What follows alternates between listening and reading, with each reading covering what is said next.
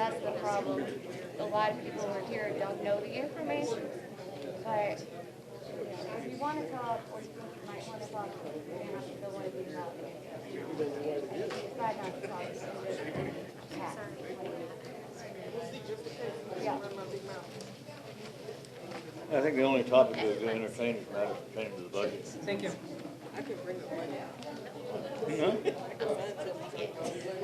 Well, I'm pretty sure LA's talking about finding out. I think it will. I'm here to observe and listen. There's something about it down on the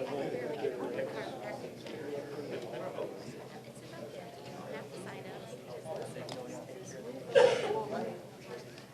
Nowhere in what I've seen is there a new role choice for either one of you. I think she just,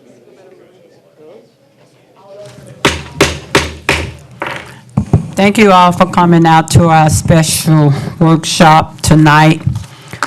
Council, this is to discuss items on the budget, and I just need a consent.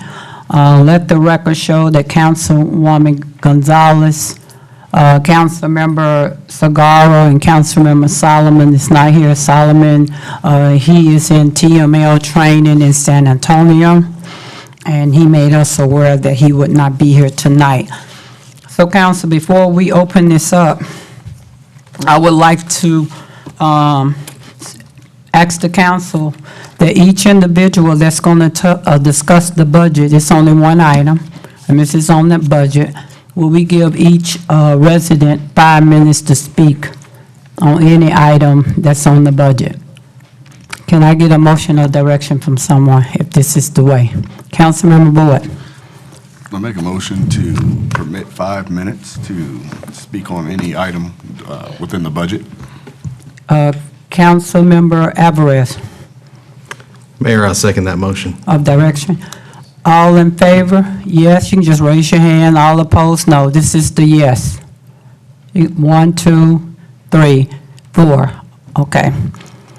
Council, I just want to make another statement. If any individual on this council gets up, we will have to stop the meeting unless we get another person to come in.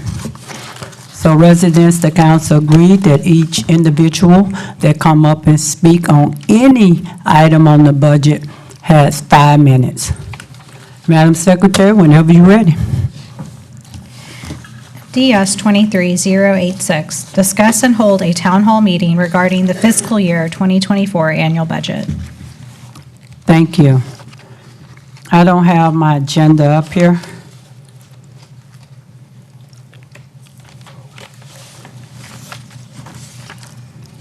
Madam Mayor, that is the only item. Okay, thank you.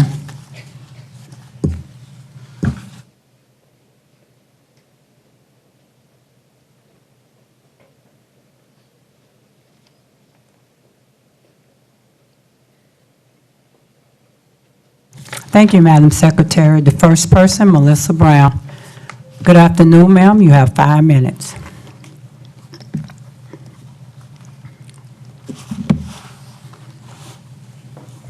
With all due respect, Council, I'm very familiar with this budget. However, we have a lot of citizens in attendance who have never had an opportunity to even get a preview of the budget, hear a briefing about it. In this case, I would ask that we actually allow for the comments to come after the presentation so that citizens who are here for the first time at least have the opportunity to know, have a general idea of what they might want to talk about. Is there a presentation? No, the request for this was for citizen input. We've That's had it. multiple presentations Thank you, on the Mr. budget, but if Do we not have one of the existing presentations that Council, can be what pulled is up? your choice? Do you want them, because we did ask for citizen comments, input, and this was you, Councilmember Adams, you brought this before us. Councilmember Adams? Is there a presentation, Mr. Cagle? Yeah, we could do for those residents here that are not, that have never. I don't think haven't seen there is one because we had this meeting for citizen comments, but we can go to an old one if that's possible. Okay, we'll pull up an old yeah, one. it'll take us just a moment Thank to you, load it up. Mrs. Drake. Thank you, council members.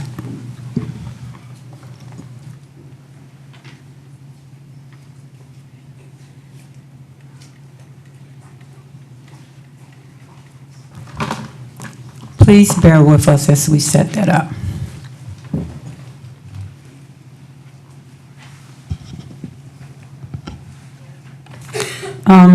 Good afternoon, Mrs. Drake. The floor is yours. So this is the follow-up that we did on Tuesday, August 15th, for the FY24 proposed budget.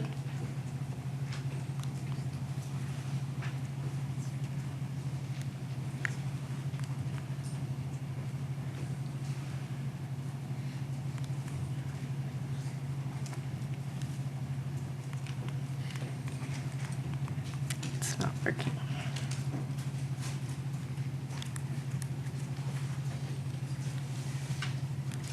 What is wrong with this thing?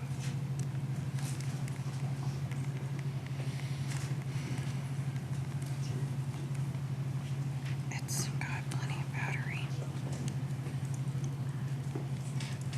Well, that was what I wanted to do.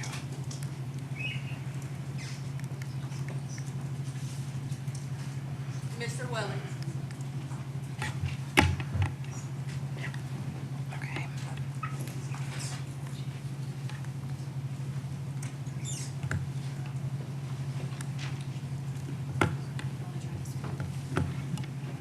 We can. If they pull it.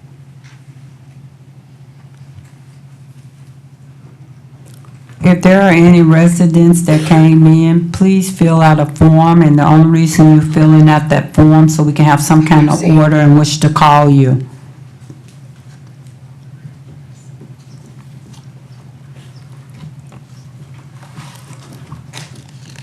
Turn this one off and see if this will work.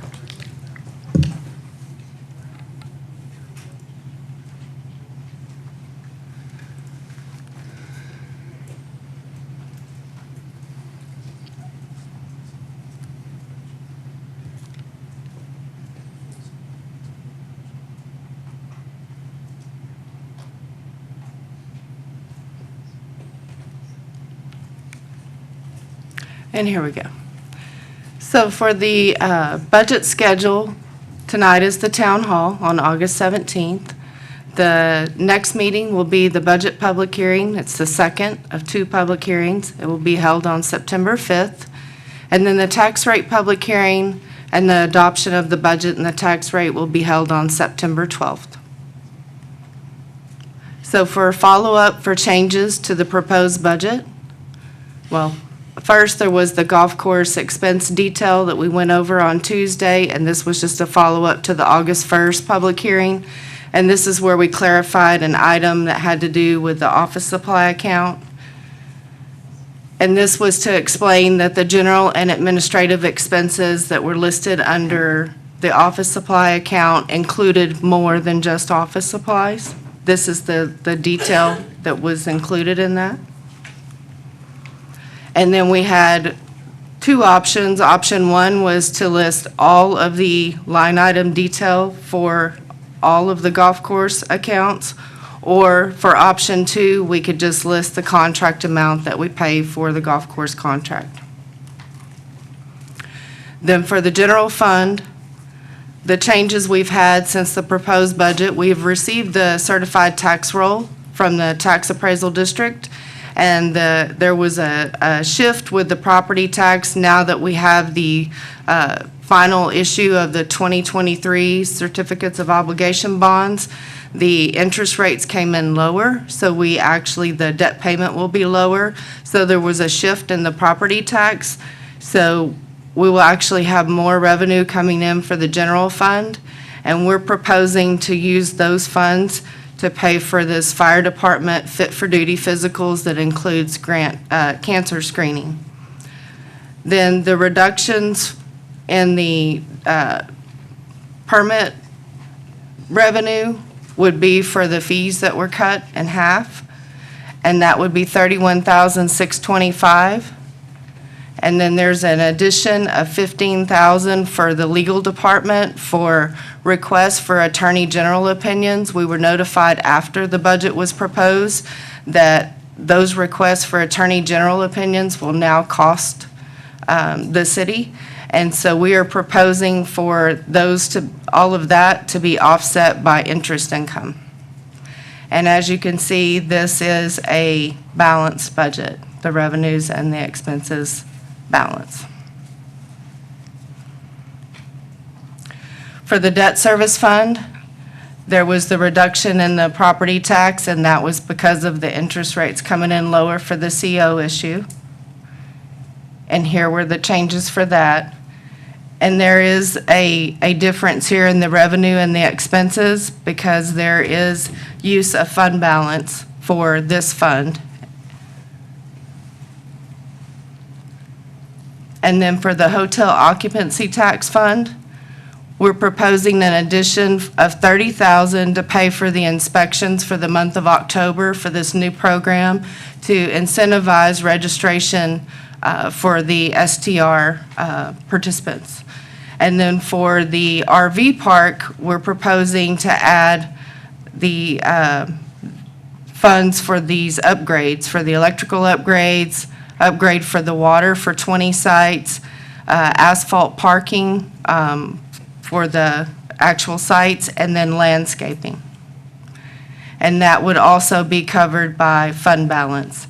And even with that change and the use of fund balance for those CIP projects, they would still be at 26% in their fund balance, which is above the required 22%. And then for the tax increment zone fund, there is a reduction in the property tax. And then there would be an addition for the streetscape design and minor landscape improvements for the Bell County Annex. There's already $278,000 included in the proposed budget. This would be an addition of $22,000 to make it an even $300,000 for that project. And then $100,000 for expanded improvement grants to include interior and exterior for the historic overlay district. And this fund is also using fund balance, which it has. So just for those who aren't aware of what the historic overlay district is downtown, this is a map of that area. And it goes from 4th Street over to almost to 10th Street. And this is Avenue B. And then over here to Santa Fe Plaza Drive. And then this is the tax increment financing zones financial forecast, just to show that they have the fund balance for these projects.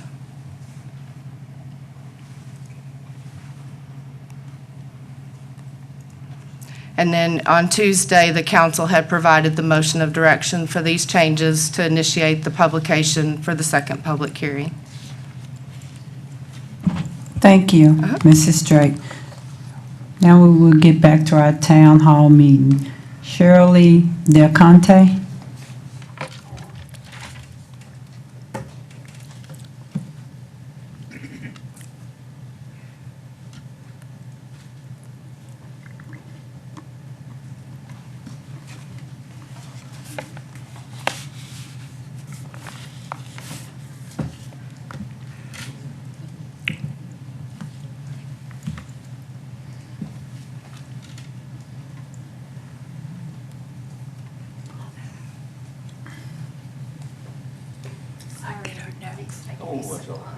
Take your time. We're all going.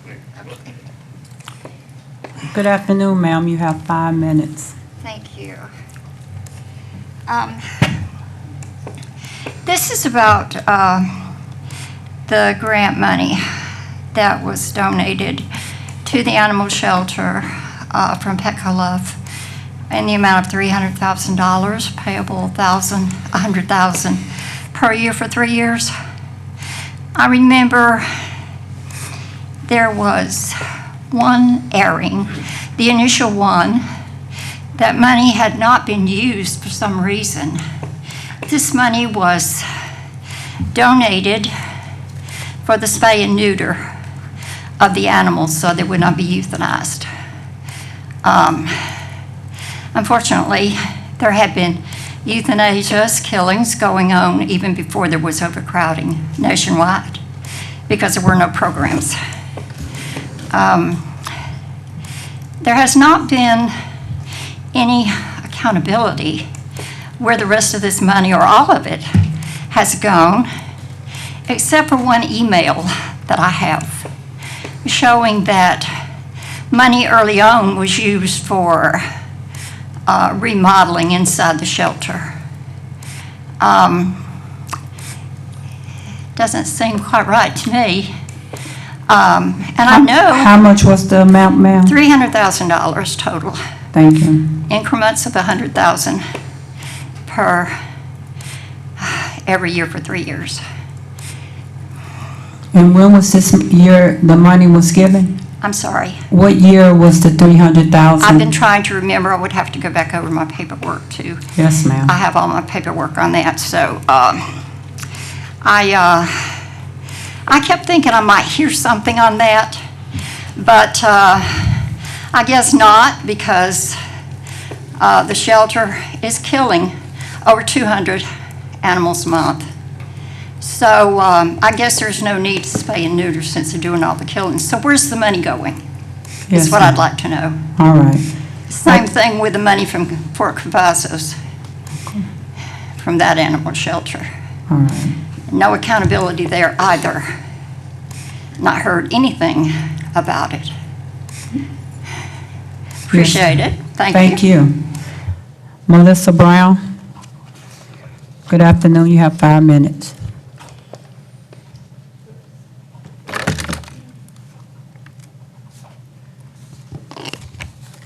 I'd like to start off by thanking Ms. Drake for giving us what update was available, but for the citizens who weren't here, unfortunately, the only thing that presentation told us was that the city staff made a mistake on the budget. It didn't give anybody an actual overview of what's going on. I think that calling this a town hall and then saying you have 5 minutes to speak on whatever you want to is ludicrous.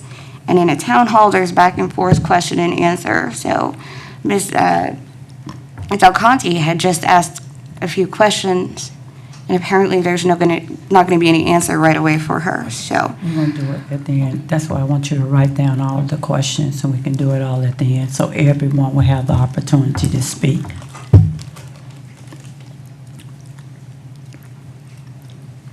Thanks. I see that we are adding a park planner. I see that we are doing a lot of spending out of fund balances, which is not the norm for us.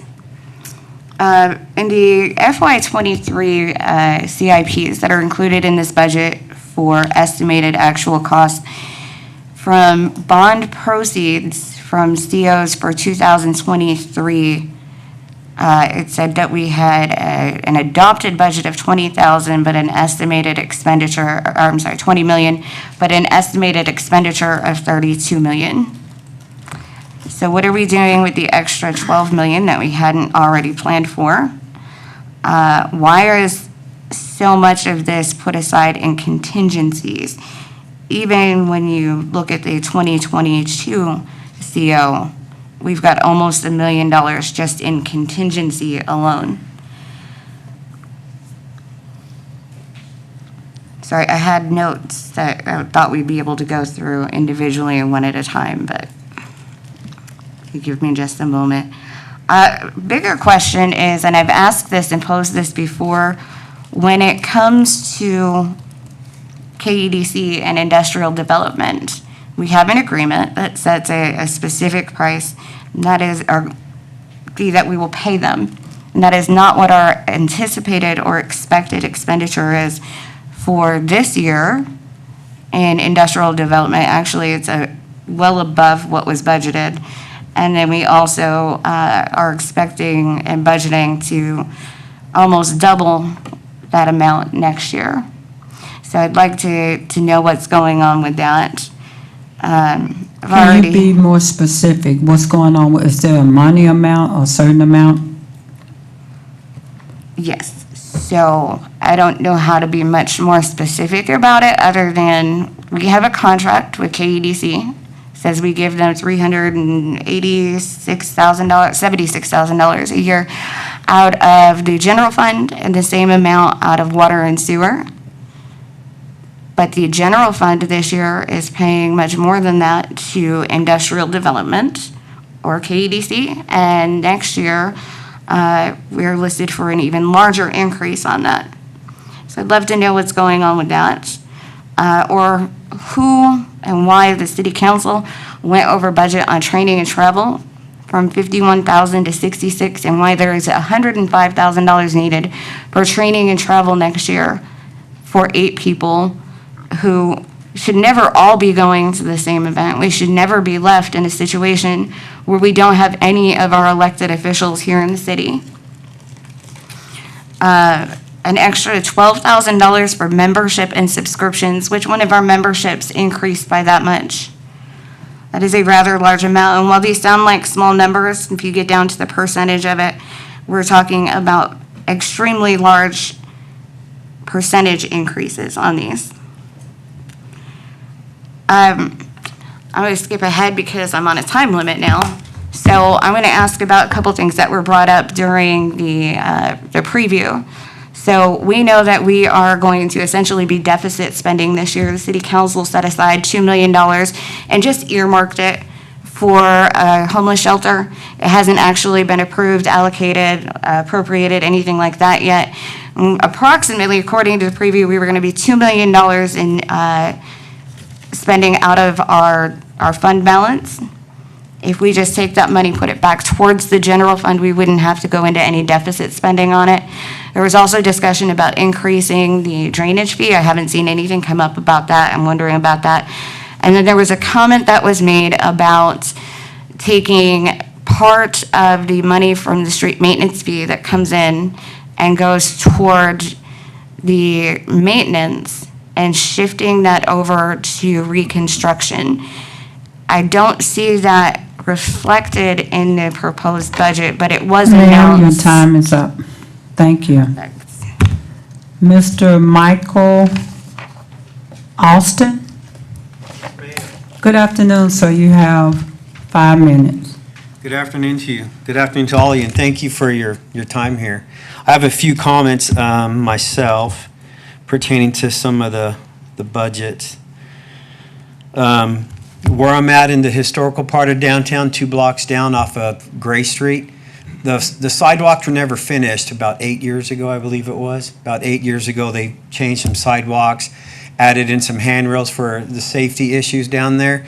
But right where my business is at, it was never finished. And so probably 3 times a year that I see personally. What is the name of your business? Brick and Barrel. It's a wedding venue, and Christelle's Flowers as well. So in front of the venue on North Gray Street, this is where I've personally seen in the past year approximately 3 people fall and faceplant pretty hard on the sidewalk there. And these are some of our elderly citizens, so I know it's going to take a toll on them more so than someone who's a little bit younger. And it's because of the double step. So normally when you step up from a street onto a curb, if it's flat for about 2 feet, typically you won't fall. But when you have about 8 inches, it's hard to get a normal sized foot on there without doing a shift, and there's nothing to hold on to assist them in lifting themselves up to get onto the sidewalk. So if we could somehow squeeze that into the budget. Also on that subject, I'm still seeing people in wheelchairs having to go on the street when cars are flying right by because these so-called ADA access ramp for the wheelchairs onto the sidewalk, they're way too narrow. They're completely out of compliance. So the people who are already struggling are put at more of a risk because they're actually in the street trying to navigate through the streets of this downtown area. So if we could do something about that. And possibly on the corners of these blocks here, if we could, at a minimum, put the handrails, even if they're not necessarily required because of a step-up, but because something for the people when they're getting up on these sidewalks from the street can have something to assist them in balancing themselves when they get up, even in a wheelchair. So to me, it just makes kind of common sense to protect our citizens, especially the unfortunate ones who are bound to the wheelchair. So aside from that, I want to thank you for the improvements going on downtown.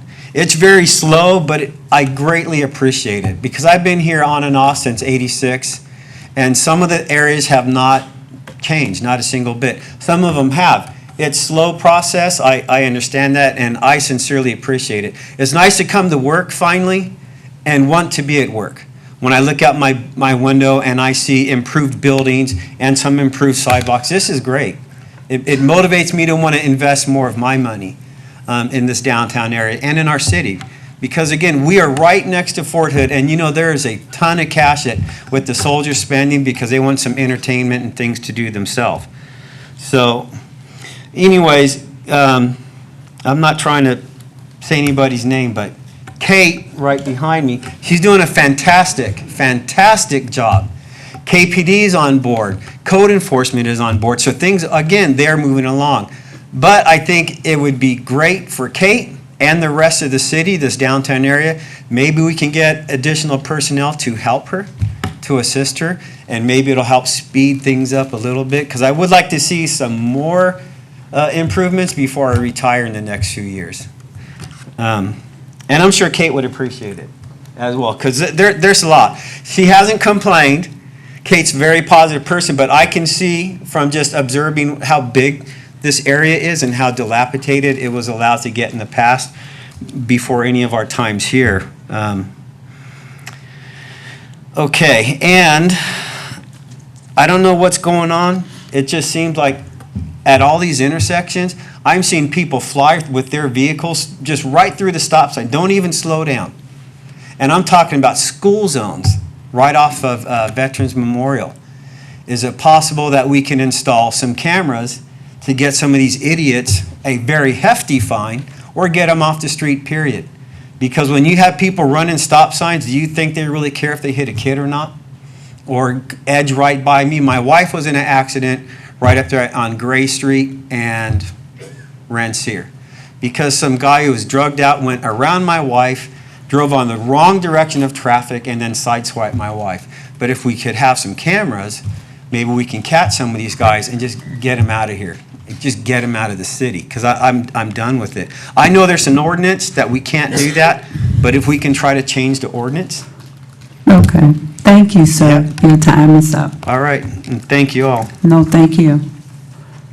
I think this is Dan Baker. Don, Don, I apologize, Mr. Don. I forget my name all the time. Don't worry about it. Good afternoon, sir. You have 5 minutes. I think in your budget, you're going to be spending a lot of money to defend the lawsuit against your legalization of marijuana in this city. Marijuana is illegal in the state of Texas, and it seems to me you're throwing a lot of money in a cause that you're going to lose. And I would urge you to stop that, and maybe we could use that money for something that's a little bit more useful, like fixing these streets that's been screwed up for about 2 years since that winter storm, and progress is going very slow on that. And that's all I have to say. Thank you. Thank you, sir. I apologize in advance if I get this name wrong, because I know I will. Imper, I-P-E-R. Oh, yes, ma'am. Please pronounce your name, and I do apologize. Good afternoon. You have 5 minutes. You are not the first, and you won't be the last. My name is Iperlita Lolis. I'm a chiropractor in the downtown Killeen area. I just purchased a building down there. It's almost done, Kate, so just letting her know. Thank you. I just wanted to say, I haven't been here as long as everyone. We just moved here, but I do appreciate everything you're doing to the downtown area. It is coming along. It looks very nice. I would like to say I'm in one of the oldest buildings down there, and it cost an arm and a leg to fix those buildings up.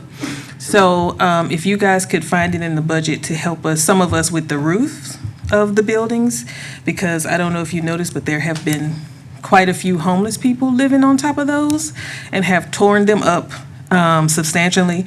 Also, some people are having homeless people on their docking areas of the back of their building, so helping them with some type of fencing would also help. And a lot of us are going to be here late, in the downtown area late at night, meaning counselor, chiropractor, there's a nail salon, there's some restaurants. And KPD, is it called KPD? They're not Yes, there ma'am.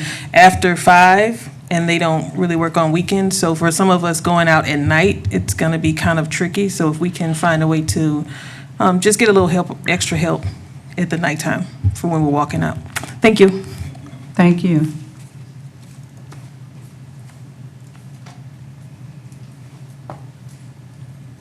And what's the name of your business, ma'am? 633 Chiropractic. Thank you.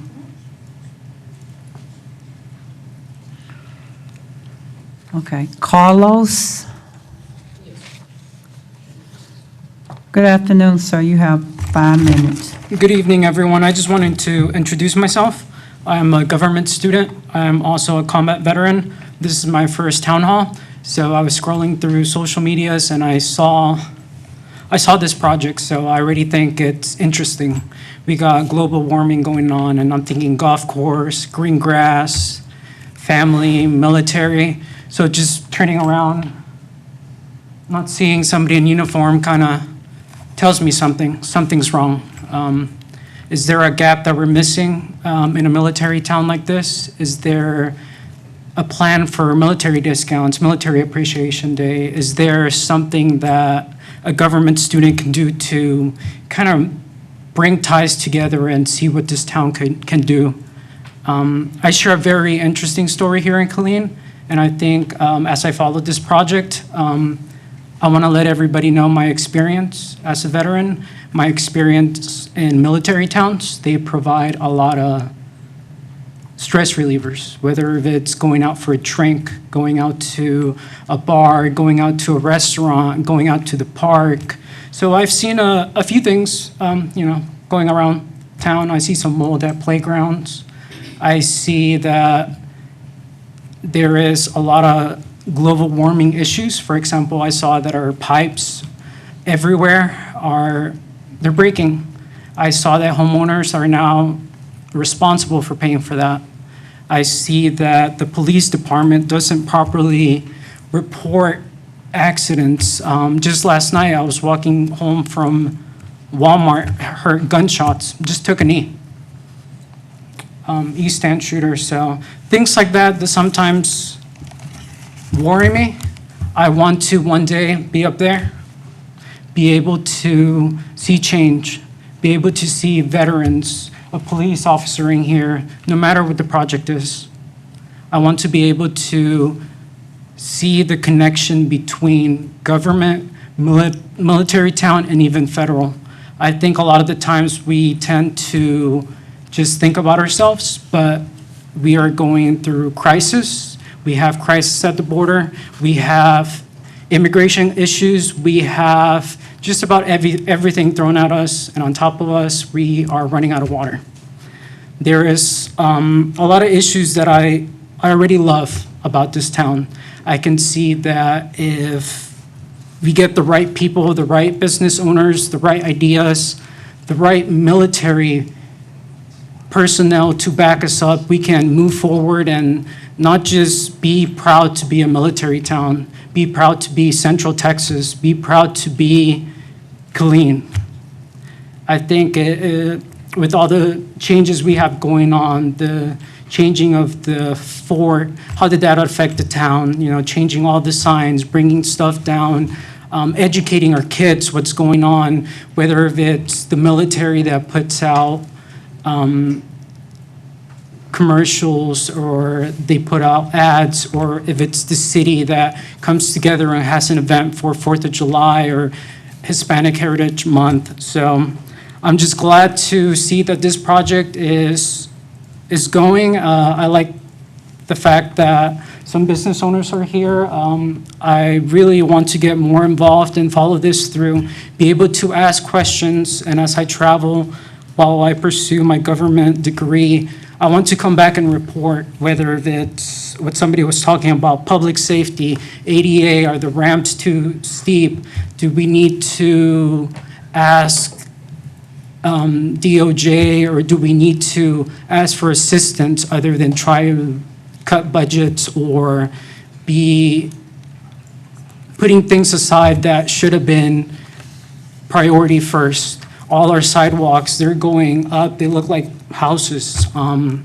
It's funny, I think, till somebody gets hurt. It's funny till somebody's suing the city, till somebody understands that it's not right. The responsibility falls on somebody. Somebody in the government has a job and they're not doing it right. Whether if it's paperwork got pushed aside or somebody doesn't want to speak up. I think the biggest part is this is a military town. Let's talk to the military. Let's ask them what they can do for us, what kind of support we can have.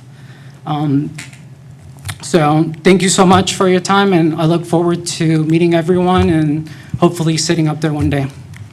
Thank you. And sir, please don't leave. As a veteran, I will be answering all your questions. Thank you. Thank you. Ms. Uncle. Good afternoon, ma'am. You have 5 minutes. Thank you. I just have a few questions, and I think I'll be short. There seemed to be a lot of confusion about what happened with the money we got from Fort Cavazos for the Killeen shelter improvements. It was meant, from what I understand, it was meant for a new quarantine building. Of course, that didn't happen. We bought an old building that's not ready to be used. Is it ready to be used? Also, is maybe there can be some kind of audit to make sure that we are abiding by the contract that Killeen has with Fort Cavazos. Another question is, how come there's nothing budgeted for veterinary services for next year? There obviously will be a necessity for veterinary services. And under the police department, with all these new developments coming up, there's gonna be a great increased need for police. And I see that some of the categories are in the budget are decreasing, like the supplies are almost decreasing by 20%, repair and maintenance by almost 10%, support services 2%. All the categories, in my opinion, should increase at a minimum 10% for the police department. Thank you. Thank you. Mr. Michael Fornino. Good afternoon, sir. You have 5 minutes. Good afternoon. With regard to the budget, this is probably the most intimate that any constituent can get with the government. That's why Congress, any bills that have to do with raising funds, spending funds, that's our money. So this process is the most intimate that we, the people, can get with our elected officials. In looking at all of that, with a lot of the questions that were raised prior to my standing here, my concerns are, as the mayor and a few others have touched in recent weeks, we need to focus on the basics.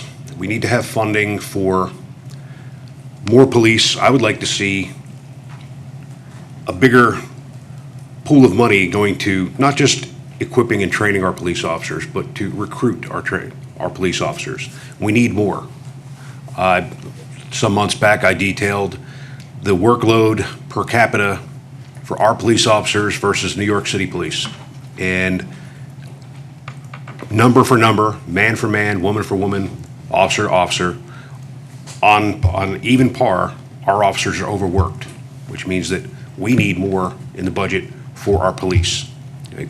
The basic responsibility of government, I shouldn't have to explain this to anybody, but the basic responsibility of government is the safety and welfare of its citizens. We cannot do that without a properly staffed police force. I would recommend funding to plan for, forget what we have on the books right now that says we're authorized X number of police officers. Let's up that number. Okay? We have grown the town to a point where we're no longer 25,000. The pictures up on that second floor of dirt-packed streets, horse-drawn carriages, that's gone. Old Killeen is dead. We're a new Killeen. We're the 19th largest town in Texas. We need to start acting like it and looking like it. With regard to funding on that, funding comparison, okay, We need to change the culture in this town with funding. Stop comparing us to Copper's Cove, to Temple, to any other cities that butt up against us. We're the big dog. We should be dictating the pace to them, not the other way around. Okay, not saying that everybody sitting here is responsible for the growth as we have now. This is going back to last week, or actually last Tuesday. A lot of people pinned a lot of things that go back about 10 years. I would say probably 25 years, where we have been on this trajectory. Now, when it comes to a lot of the funding questions, I will say again, I request motion of direction, item on the agenda, we need a forensic audit. Not a managerial audit, we need a forensic audit. Because there's a lot of money that's changing hands, that's moving around, that there's a lot of finger pointing, a lot of shoulder shrugging, mystery money going around. We're owed that. We deserve that. Both the city council and the citizens deserve a forensic accounting of where our money's coming from and where it's going. That would settle a lot of the questions. And moving forward in a positive direction, if we have rather than just, we'll just wipe the slate clean, zero out balances and all that, and all the bickering that's going back and forth, to and about the builders, what fees are collected, what fees are not collected, things like that. Let's get a forensic analysis of what has been going on, and then we can get a better accounting of, you can't build a house, I mean, I'm not a builder, but you can't build a house on a rocky foundation that's shifting all the time. So I think a deep dive, forensic, independent accounting, not an internal audit, not a managerial audit, a forensic audit. Okay? I noticed that a frequent opponent of mine, Mr. Segarra, is not present. Okay? And every time I bring up forensic audit, his head is shaking left and right, no, no, no, no, no, which encourages me to say, that's all the more reason to. Further, as I said, when I began, this is the most intimate process that a citizen can have with government when it comes to raising money and spending our money, and Mr. Segarra's seat sits empty. That's troublesome. So a forensic audit on the books, let the chips fall where they may. Just settle the question, because there's still several remaining questions from last time with the managerial audit, as I pointed out on Tuesday, that many of the recommendations that were in that managerial audit were not imposed or implemented, and that's why we have a lot of the remaining questions that we have here this evening. That's just fair and honest, and that way, if there's no funny business happening or has happened in the past on the other side of the podium here, that'll settle it right then and there, and then a lot of people can just shut up and get informed. Thank you. Thank you, sir. Did anyone else come in that have not spoken that would like to speak? All right, council, I thank everyone that took out their time and opportunity to come before us and have these concerns and questions. And the way we will move forward is I'm going to start by the forms that you filled out. Each council member have the opportunity to have input. Mr. Cagle has wrote down the questions, and so have I. And if the finance department, I would like for you to participate. Also, executive directors, there are some questions that I will be calling on you to answer, especially the police department, on how everything is set up in your budget pertaining to the questions that were asked tonight. So we're going to start out with, let me go see, I wrote down the questions. All right. Let the record show Woman Gonzalez, she was in a prior meeting, and now that she is present. And Mrs. Del Conte, and let me just bring you up to speed, Councilwoman Gonzalez. Yes, ma'am, no problem. So what has happened, I requested that each resident that would like to speak to fill out a form. And the reason I requested that, so we can have an order when we get ready to answer the questions. And so the questions have been written down by Mr. Cagle, myself, and also the finance team. So we're going to go each form, now that everyone have spoken, we have given them the opportunity, and we're going to go back and answer all the questions. We also asking that if council would like to give input on some of the questions that was proposed to us, that you can, and executive directors are available to also answer questions. You're welcome. So we're going to start with Mrs. Shirley DeConte, and her main concern was the remodeling of the facility, the $300,000 spayed and neuter the animals and Fort Cavazos facility. Mr. Cagle. Sure. I think her original question was about the $300,000 in Petco money that was used for sterilizations, and that's exactly what it's used for. And that does help reduce the number of unwanted or stray animals, but it absolutely does not eliminate them. It would take far more money than that. So I don't think anyone ever expected that accepting that Petco grant was going to eliminate euthanizations. I would love it if that were the case.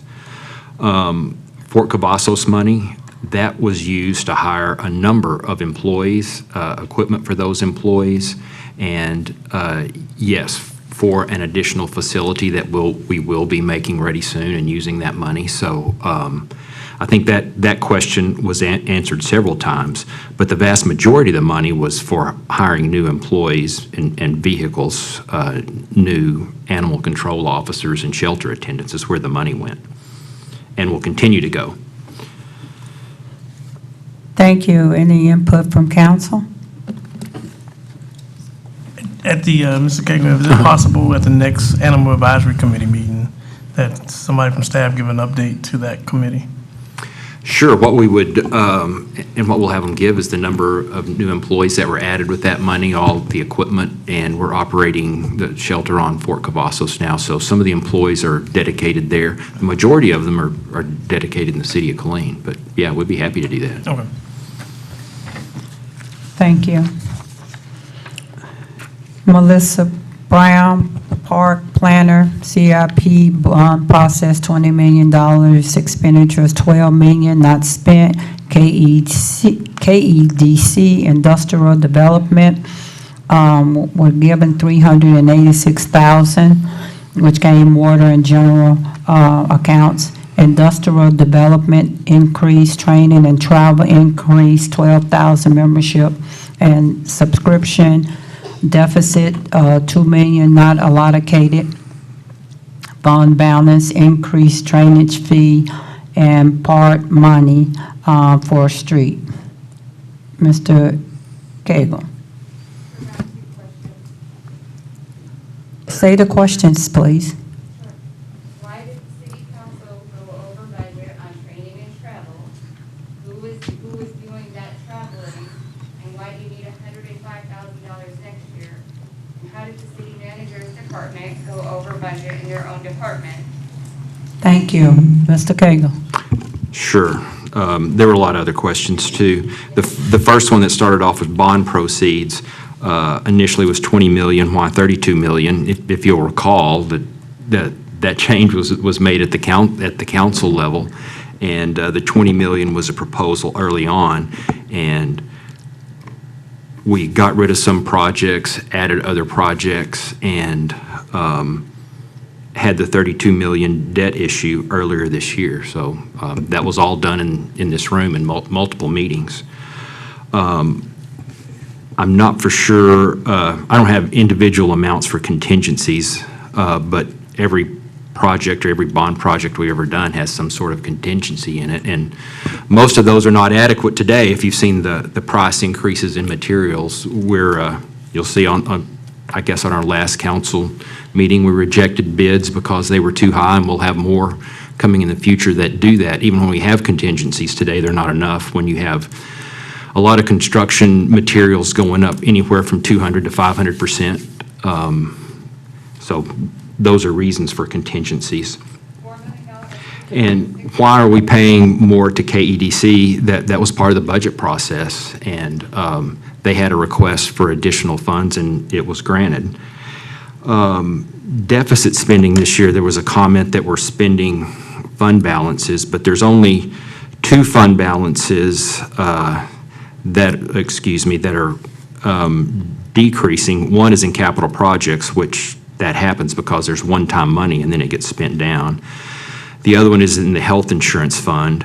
That one's going down 4.77%, but the actual fund balance is in excess of what is needed. So I'm looking at the percent change in all of our funds in fund balances, and Ms. Well, Brown, we're here Mr. tonight on Kagan, the- we're not going backwards and Yeah. forward. We're focused on the budget. And I explained to you before we have gotten started that this was it's not backwards and forward conversation. You propose your questions and we would answer your question. That is my first warning. Mr. Cagle, the floor is yours. Okay, hang on just a minute. I've got to get the correct form up here to answer the question. Okay, my apologies. Those were actual expenditures, so see if I can get this to flip. The general fund in '24 has a fund balance reserve of 24%. The water and sewer fund has a fund balance reserve of 21%. The solid waste fund has a fund balance of 22%. The drainage utility fund has a fund balance of 25%. The aviation fund has a fund balance of 18%. The golf enterprise fund has a fund balance of 3.4%, but remember, this is the first year. They haven't had a chance to build reserves. The debt service fund is one that is being used and it's going down, but there's not a fund balance requirement there because it's not an operational fund. So we still have additional fund balance in the debt service fund. Street maintenance fund, it's 189%. As you all know, we're saving that money as the large road rebuild, the remove and replace projects are coming up.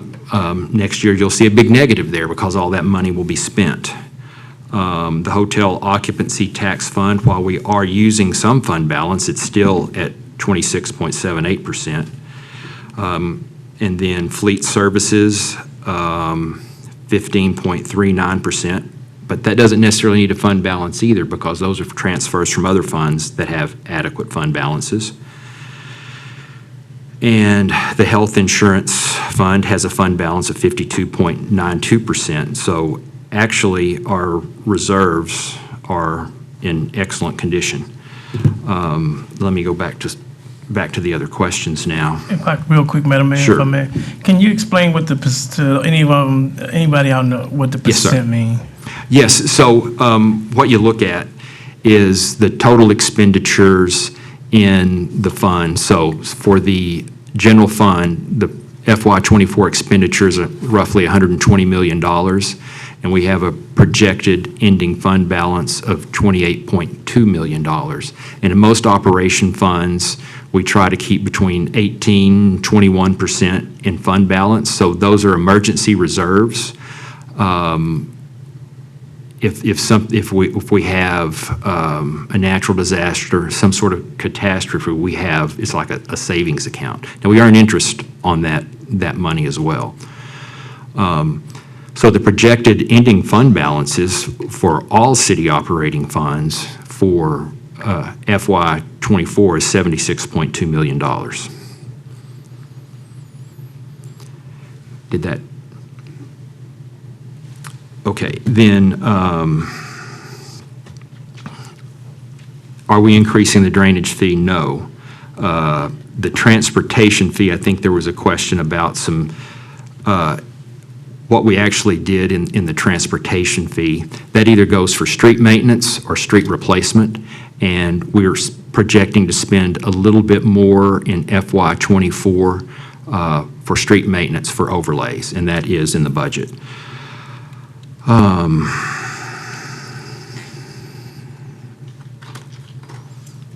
Other questions? Also, it was KEDC. Did you answer that question? Yes, KEDC requested additional funding, and that was granted. The industrial development increase? you want to help me with that? Because I think that's going to be a line item Thank issue. you. For KEDC, good afternoon, sorry. Good afternoon. For KEDC, we had an increase for the Northwest Stigler Economic Agreement. So we plan to pay that for 5 years, but we actually going to pay it within the next 3 years. So that's why we had the increase, that way we can pay in the next 3 years instead of the 6 years. So what she's talking about, this was an old economic development agreement. It was between the city and the developer, the Walmart on Bunny Trail. And at the time, it was agreed to rebate a certain percent of those taxes. It took them a very long time to get the information from the comptroller's office. The contract wasn't written all that great. We had some disagreements. And rather than pay them out in 1 year, because it was a 5-year agreement, we agreed that we would pay them out over 3 years once we had the proper information from the comptroller's office. Thank you. And also training and travel increase, the $12,000 membership and subscription. Now, what may be confusing, there were a lot of questions thrown out. There's 2 budgets that were thrown out. There's the 23 budget that we're in right now, and I think there were some questions about more spending there, and then about next year. So we've had councils in the past that didn't do much travel, didn't do much training. This one does more. So the council did not go over their entire budget. We just used money from other line items in their budget to supplement the training and travel, and that's what she's talking about as one individual line item. And so knowing that this council does more of that, their budget increased next year. All right, and I want to make a comment on that. I got appointed as the Vice Chair of the Veterans Affairs for the United States Mayors Conference, and we have access to the White House to discuss issues on Fort Cavazos as well as veteran issues in our community, and those are things that we do push for. And I got appointed this year, which I can only speak for me because I want to be accountable to you, which causes me to travel more than I normally would travel. And when I do travel, it's for what is best for the veterans and the active duty soldiers and their family members, and to be that representative for the largest military installation in the world. So I can account for my travel, why it increases. And I don't know about the other council members, but one thing I can say, they are going to conferences and bringing that information back to the council and share it from this dais on how we can make our city better. The city of Killeen is growing, and we'll continue to grow. And as we grow, there's some things that we have to change the way we do business as usual. So travel and learning, education is extremely important to this council because we want to give you the best version of us. And if any other council member would like to chime in, fine. If not, we will move on to the next one. Madam Mayor, if I can chime in, because I know I pressed the issue about returning to the National League of Cities, of which the Texas Municipal League, which we're a member of, is a member of the National League of Cities. And I know that we came back because of discussion about mobility in cities, both large, medium, and small. And I too had the opportunity to sit on the Veterans Council for the National League of Cities as we discuss issues for those cities that are adjacent to military installations. That's a major thing. So I know my trips, both of them on top of TML, may have adjusted that as well. And I'm glad you mentioned that because some of the things, especially at the conference that I attend on the national level, we have mayors from all over the United States of America, and a lot of grants. And one of them, thanks to our communication director, Janelle Ford, who is working with a grant for obesity. So infrastructure grants, so many grants, and the opportunity come from knowing the information. And if you're not in the room to know what's going on from the national all the way down to the municipality, then we're missing out on a lot of great opportunities. So in order for us to inform you, we have to be educated on the issues to inform you of what is out there and how we move forward as a city. The next question, anybody else? Oh, I'm sorry. Thank you, Madam. Councilwoman Gonzalez, No, you- sometimes you're going to have to say, So you said it beautifully, and on top of that, it's best practices, right? So when we're learning from other cities that we're visiting, we're able to pick up some of those best practices and implement them here. So when we start talking about budget and where money's coming from, if we have, we're not bringing sales tax revenue, how else can we generate? We're talking to other cities, and we're figuring out how can we increase those opportunities, or how can we improve our overall quality of life here in our city? So those also open up the door for improvements here as well. So thank you. yes, ma'am. And one of the things that we're working on with the HOP, transportation, trying to move from a bus to start a service where we can have like a Uber. And to me, I prefer that. I think it's more cost effective. But these are some things that we're learning when we go different places and see cities that are our size. And it's not about revenue when you look at it. It's what you do with the revenue you have. And we have cities smaller than us that doing some big things in their city. And we just want our city to be efficient, innovative, and friendly to all because of the diversity of our city. And I would do that every day to ensure that you have the best that we can offer you with our limited revenue. With that being said, Madam Mayor. Michael Austin, I apologize. That's fine. Councilmember Boyd. Thank you. I just want to reiterate what I stated in a previous meeting related to this topic. Conferences cost money, and travel is required to get to the conference. Some of the conferences we attend relate to economic development, water issues, planning, different things to help us make the best decisions up here at this dais as educated council members. So they play a very important role. I know the educational opportunities are outstanding, the opportunities for networking. I was in the room with the First Lady, able to access to our congressmen, have those private conversations.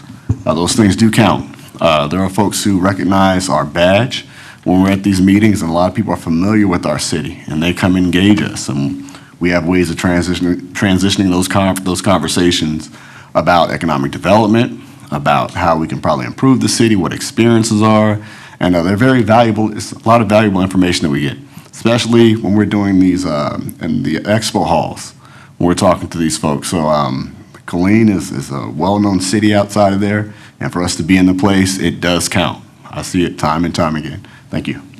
Thank you, Councilmember Boyd. You hit a point, and I think we all are experiencing inflation. So it goes up, and not our fault or anyone's fault. It's just the times that we are in. And with that being said, anyone else? Michael Austin. With Mr. Austin, his concern was he has Brick and Barrel and also a Christelle Flower Shop. And the ADA compliance of the sidewalks, too narrow for wheelchairs, and the double steps, the corner of the block handrails to improve additional staff for Miss Kate downtown, and also cameras for a traffic light. Mr. Cagle. Yes, ma'am. We do have some sidewalk money. We have some money in the TERS as well that I believe we're going to do our best to address this. We also, as you know, have lots of ADA issues that we have to address. And I see some of the directors out there shaking their heads. So I think this particular issue we should be able to take care of in this budget. And the other issue about cameras, it's not an ordinance that doesn't allow it, it's state law. You can't do it anymore. So I feel your pain. Thank you. Mr. Cagle, would that cover the handrail, the Yes, double ma'am. steps, and the sidewalk that is too narrow? They're all related. Okay, all right. Okay. If I- Mr. King. Councilmember Boyd. He says no. Oh, Mr. okay. Adams. Oh, Councilmember Adams. I Because apologize. we're required from the DOJ already to allocate money every year to fix some of the ADA discrepancies. And I think some of the ones that was listed had to do with the sidewalks, the ramps, are already covered in the budget, otherwise we'll be in trouble with DOJ. That is true. The list far exceeds our resources. We have to take as big a bite every year as we can. And I think this project will be one that we can take on in this coming year. Thank you. Thank you. Mr. Don Baker, stop using revenue let me make sure. For, Mr. Baker, stop using money for budget for the marijuana and budget for, no, that's not, it's Baker? That's you, sir, correct? Yeah. Stop using revenue for marijuana Yes, ma'am. I understand the issue. It's, and put it on the streets. sure. We can always use more money on the streets. I think the issue that we're fighting right now, one more time, we didn't file this lawsuit. And we don't believe, and for some reason, we're the ones that are taking the blame for it. But we don't believe the county has standing to do this. If they're allowed, if we just agree to this and agree to the fact they can sue us, what's next? That's the real issue. We don't believe they have standing to sue the city over this issue. And that's the thing we're fighting right now. When that gets decided one way or another, then the council may or may not have a decision to make at that time. But there's no additional money budgeted in the '24 budget for this lawsuit. And also the gentleman said that we legalized the marijuana. I keep saying this throughout the community. Marijuana is not legal in Killeen. Thank you. And Councilwoman Gonzalez? Mr. Cagle, just to clarify, whether it's this issue or any other issue, we have to be able to litigate. We should be able to defend ourselves. In this case, you said that, we did not bring this forward, but we have the duty and obligation to defend our city, would we not? And we don't have litigation attorneys on staff. Is that correct? I'd say that. That's correct. But whether it was this issue or another issue, if the city of Killeen's being sued, we have a duty to defend ourselves, but we don't have anyone on staff to offset that. Yes, the city has made a decision, long-standing decision not to have litigation attorneys on staff. We generally hire that out. Most is covered by TML, this one. Yes, ma'am. Thank you. Mrs. Lolis is a new business owner in the downtown area. Her concern is that the buildings are old, and she would like to see if there's any revenue where it can assist her with not only her other businesses downtown with the roof, fences around the back area. Also, more present from KPD downtown because they work on weekends and late at night, especially in her occupation. Yes, ma'am, and I might need a little help on this one. We budgeted a fair amount of money out of ARPA for downtown grants, but Mr. Revelle, if you could help me out on this one, I think we are trying to do something outside of ARPA as well. Yes, sir. If the council will recall, we have an established facade grant program, which deals with facade grants that's been provided. I think this fiscal year was $50,000, then I think there was an additional $100,000 that was set aside for this fiscal year.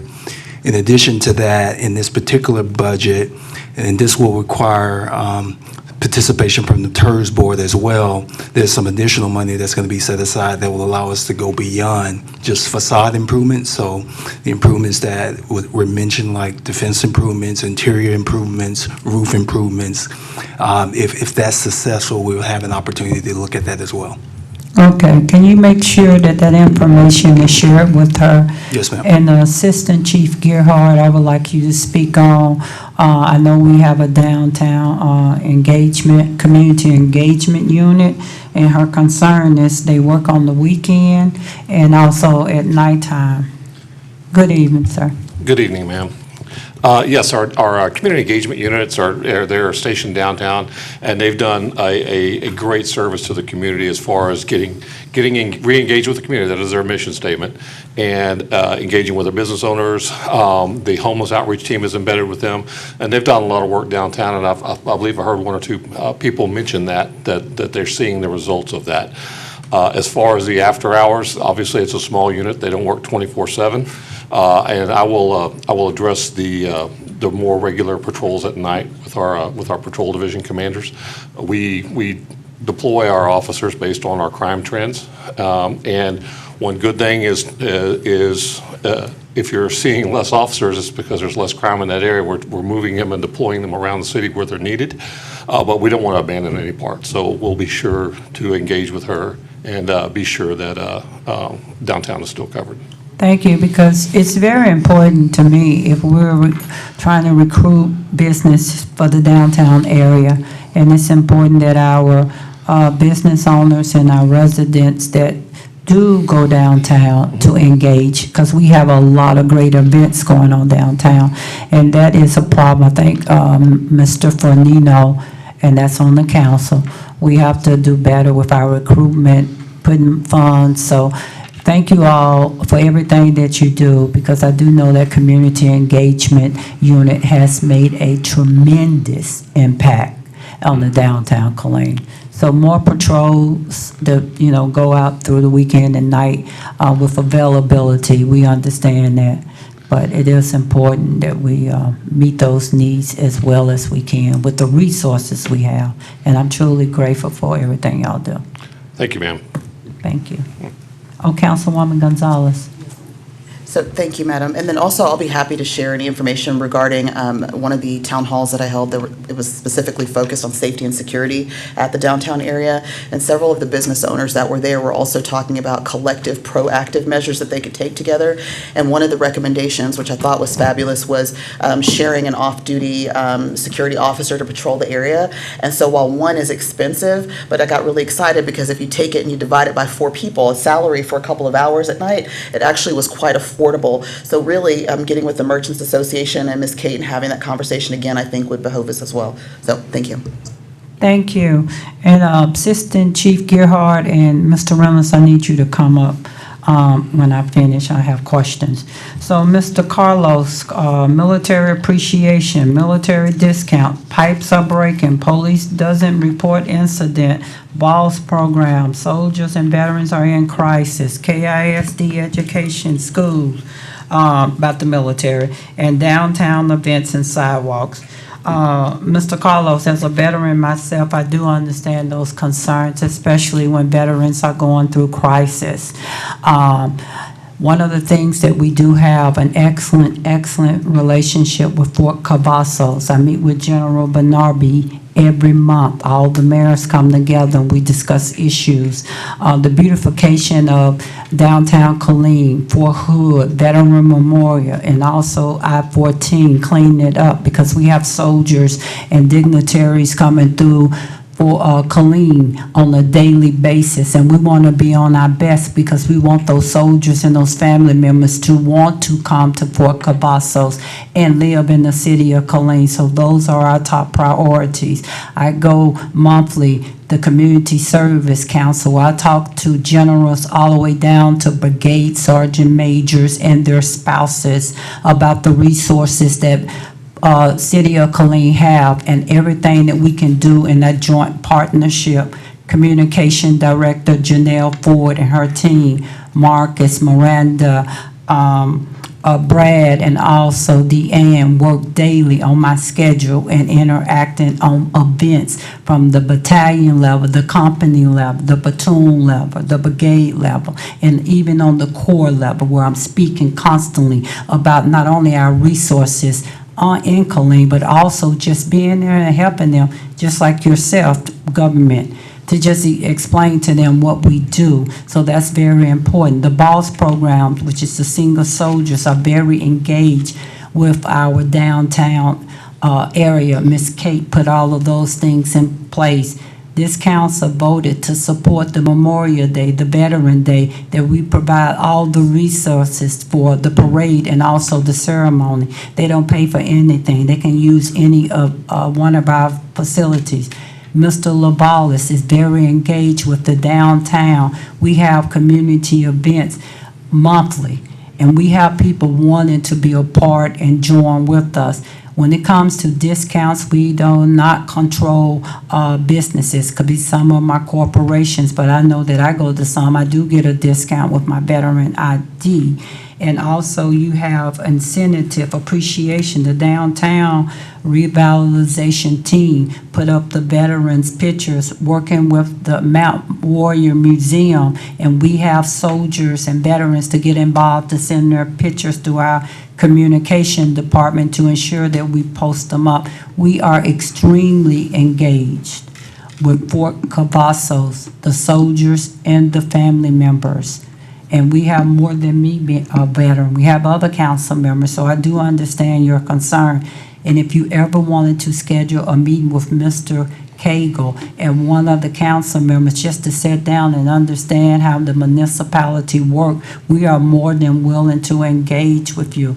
This is where I hear the general say all the time, and even from the chief of the staff of the Army that used to serve on Fort Hood, always say how this community love and appreciate the veterans and the active duty soldiers and family members. We even have grants with our airport, with Fort Cavazos, and our staff constantly work with them. That's why we, the city of Killeen, go out there and ensure that the veterinarian side, we have that agreement with them. My police department, my fire department have a memorandum of agreement with them. So not only us, other cities around, we truly love and work with Fort Cavazos. And the things that you also need answered, Mr. Reynolds, let's talk about the pipes that's broke and how do we work with the old clay pipes on this side of town. Good evening, sir. You have 4 minutes. I can do you one better than I do in about 30 seconds. No, we do have main breaks. This is the drought that we're going through is it's also affecting that. You have when the ground is that dry and the pipes contract and get brittle like that, you're going to have any shift in the weather is going to cause that to happen. We also had a uptick in breaks due to boring contractors in the area that we can't control. They're laying fiber and they're hitting a lot of pipes, so our guys are busy trying to keep up with that as well. So that's what's causing that. Do we have older infrastructure in certain parts of town? Absolutely.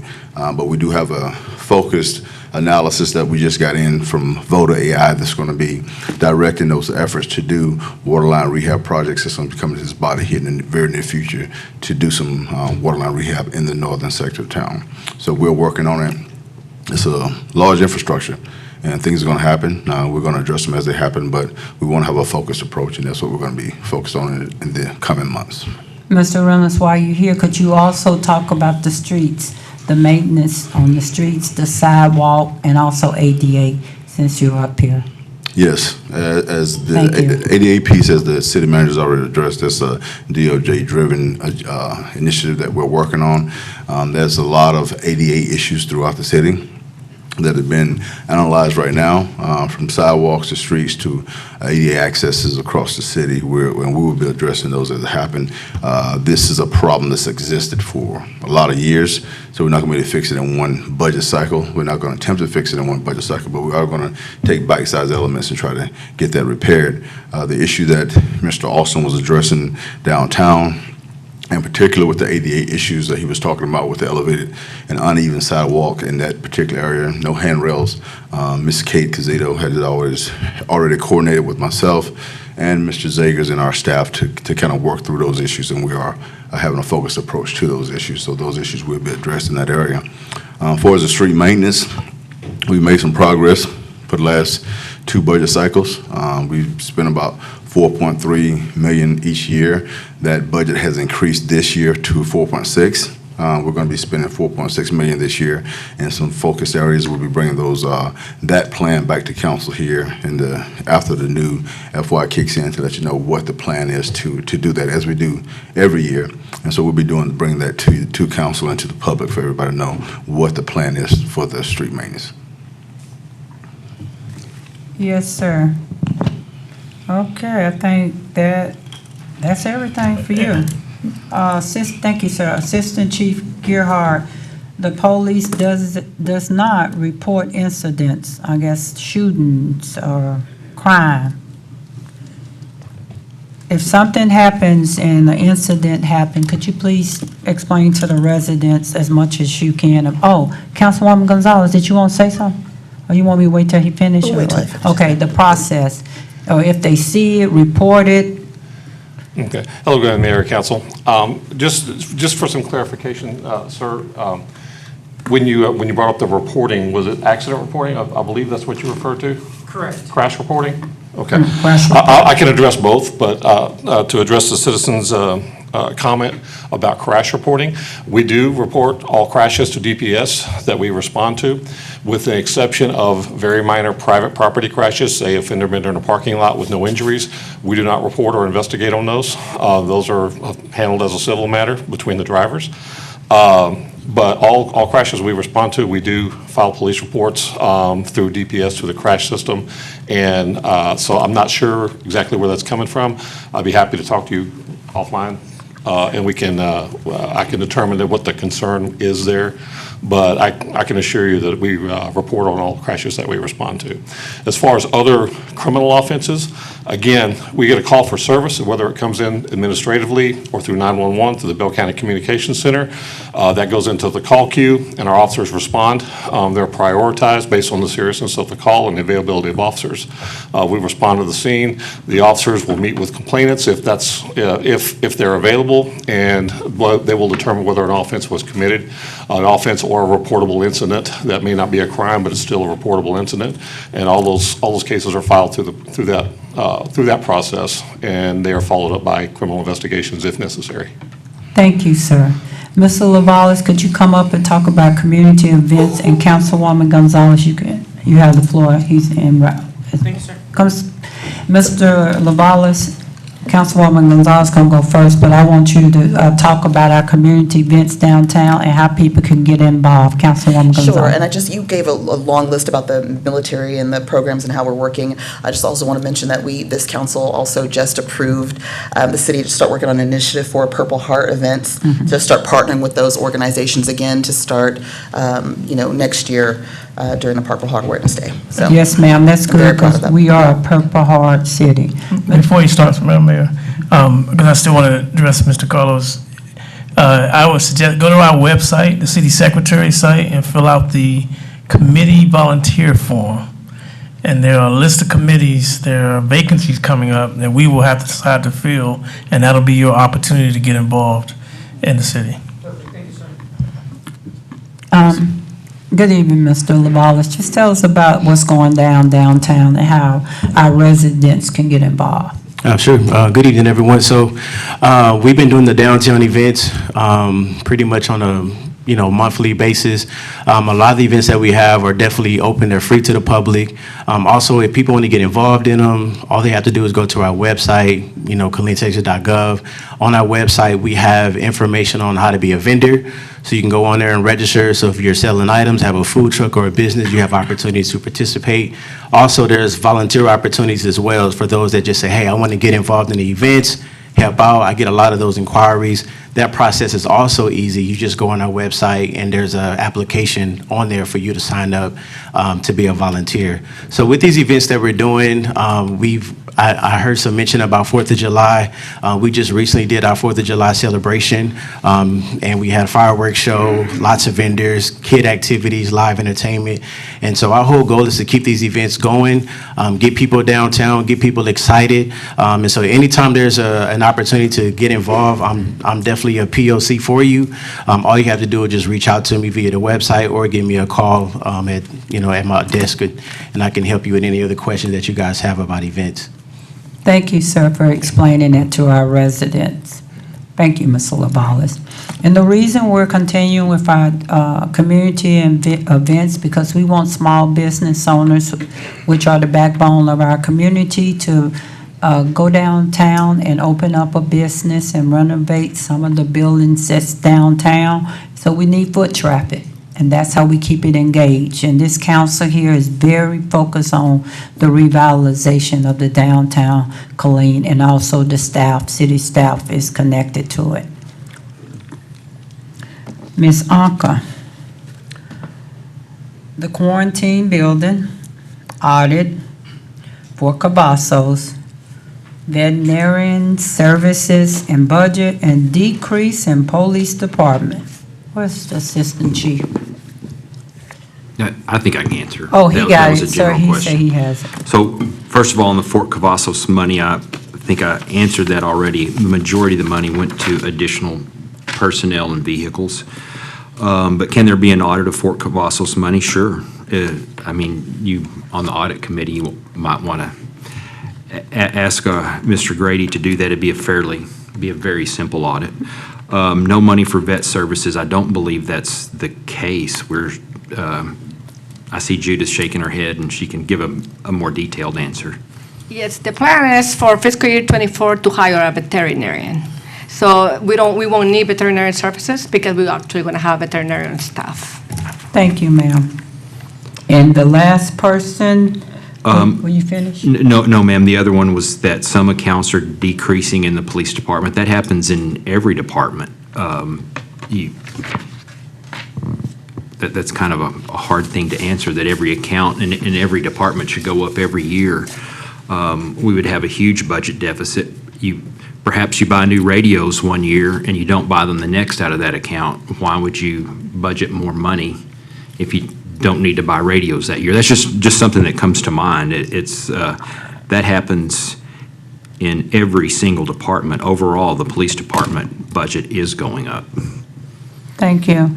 And the last one is Mr. Michael Fornino, and he would like more more funding for police recruitment, to up the numbers of police officers for KPD, a forensic audit, not in-house, but outhouse, not an outhouse, I mean, audit company to come from outside to do the audit, and the manager audit recommendations, we have not heard of it, and that's it. Sure, and I think we missed one question from Ms. Brown that Mr. Fornino has brought up as well about the city manager's budget. And when they say the city's manager's budget is over. I'm sorry, I do have that. That's I okay. apologize. They're talking about the current year. And then they're even more specific than that. They're talking about the salary accounts. And so what we had was one of the longest-term employees in the city retire, and there are lump sum payouts for sick and vacation, and then the associated benefits that go along with that. So that was about $44,000, and the year-end budget was over by $34,000. So that one issue accounted for all of it. And I can assure you, by the time the year's over, that will not be the case. It will be under. But anyway, that's the reason. And so there's a bigger issue there. Some of these lump sum payouts are state mandated for our civil service employees. And so that number can vary from year to year depending on how many people that leave the city that are eligible for those payouts. And what we had been doing in the past is budgeting a lump sum and non-departmental for all of those. And so we discontinued that in the '23 budget and said each department that has someone leave that has a lump sum payout, they're just going to have to eat that. That's easy to do in a large department like Public Works, Police, or Fire. And some of the smaller ones, it shows up like that. So that's the reason for the overage in the city manager's budget. As far as a forensic audit goes, I'll take a stab at that, but you might want to ask Mr. Grady to come up and describe a forensic audit, because a forensic audit is something that is when there is... Mr. Grady? is there suspicion of fraud, and you go after a specific issue, it's, the only word I can think of is nonsensical to have a forensic audit for the entire city. It's almost a contradiction in terms. But I will tell you that the audit that we did have, very specifically, what they said, the purpose of this audit, this is on page 2 of the executive summary.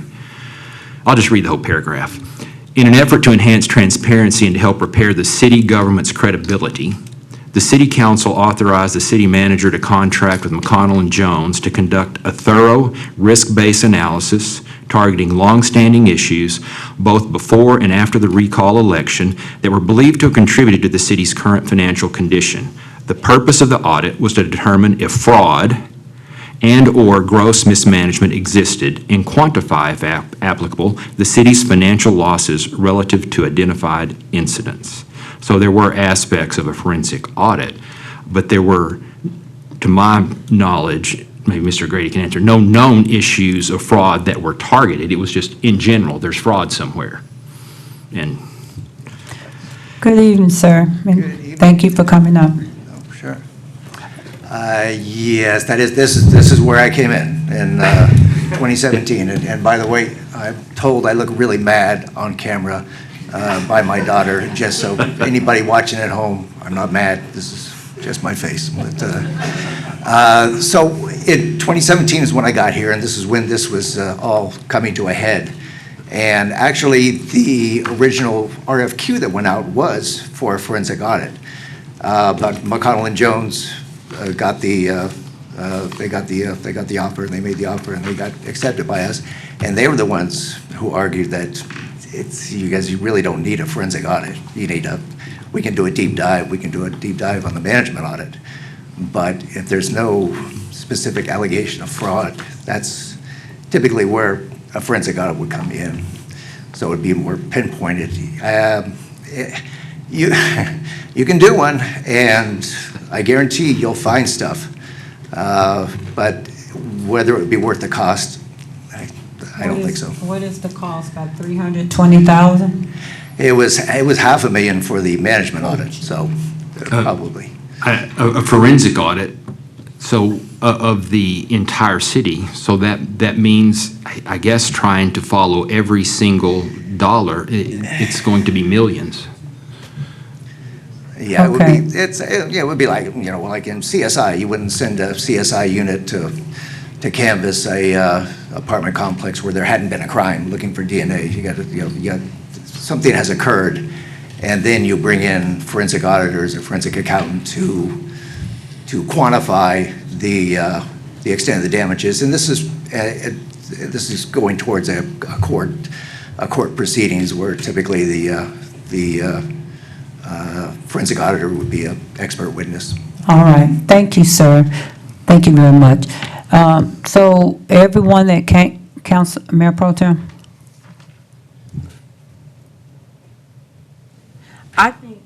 Good evening, everyone. I think the biggest job that I had tonight was to sit and listen, because out of listening, there becomes understanding. I want to thank the persons from District 3 and every district for coming out and giving us the issues of your heart. But most importantly, I want to thank our staff for coming out and being with us. We do hear you. We work hard, whether we're going to better ourselves or if we just sit and listen. But know that you were heard, and we appreciate everyone in this room. Tonight, the budget, we went over it, and I just want to thank staff for putting this together and working hard. My challenge to you, everyone that this is your first time coming to a town hall meeting with the city of Killeen, this council, or if you have not attended a council meeting, the budget still will be discussed all the way up into September. Please go out and tell your colleagues, your friends, your neighbors to start attending our council meeting on Tuesdays, except the 5th Tuesday, at 5 o'clock here, and bring you a snack, because it can get long at times. But just to keep yourself informed. And I know other people have concerns on how a municipality works, where your taxpayer dollars are going, and that's important to you. And it takes a lot to go to work all day and then show up here. And I just want y'all to join committees, get informed, and I don't want to get too much off the budget because I want to stay with the Open Meeting Act. But we will be having several more council meetings talking about the budget. And this coming Tuesday at 5 o'clock, you will have the opportunity to do a citizen comment where you can talk about the budget, or if you have specific concerns about our budget, you want to go more deeper, you can come to the city hall, talk to our city secretary, and do a citizen petition with concern in the budget. And with that being said, Councilwoman Gonzalez. I just have one general question, Madam, maybe for future. Some constituents have asked in the past, potentially about our warming and cooling centers, and we talked about the fact that we didn't have staff set, or particular people or set aside to manage those. Is that something maybe we can add to future discussions later on? When we Yes, ma'am, Okay, we thank can. I you. just write that down. Thank you. Cooling centers, cooling stations. All right, Councilmember Adams. Thank you. I actually, when I did the motion for this, I was hoping that folks that had specific interests in other things that were controversial would have showed up, because I thought this was more important. But we'll do better, and like the mayor said, if you come out to the,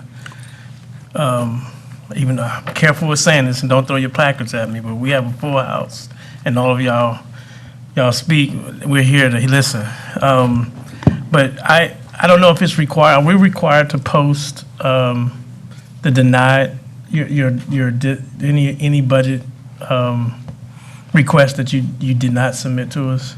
Or did you provide that with us? That email. He probably did.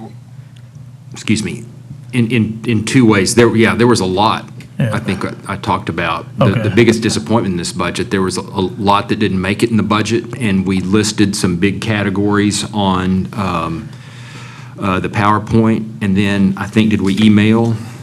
Because it was a pretty thick document. Detail on every budget request that didn't make it. And then if we could post that, is it possible? I'm not doing a motion direction or anything, but I We know can it do was, that. it was On the web? Yeah, on the web, and the managerial audit, because that's a public document. Yes, sir, it's there, and the night we were criticized that it was broken, our budget director immediately went on and it was there. So. Okay. Thanks. Thank you. And I think that, and then the updated budget after the discussions. I know you guys do a running change to that. I don't know, and I know where it is, and I'll share it where I can, if it's possible, to make sure that, even if we have to send out an alert, if you want to look at this, here it is, so that nobody has a reason to say, I can't see it. And I'm sorry, I missed the beginning of that. Are you talking about the budget or the audit? All of Management? those. Okay. Mayor Pro Tem? Madam Mayor, I move to adjourn. Can I get a second? Second.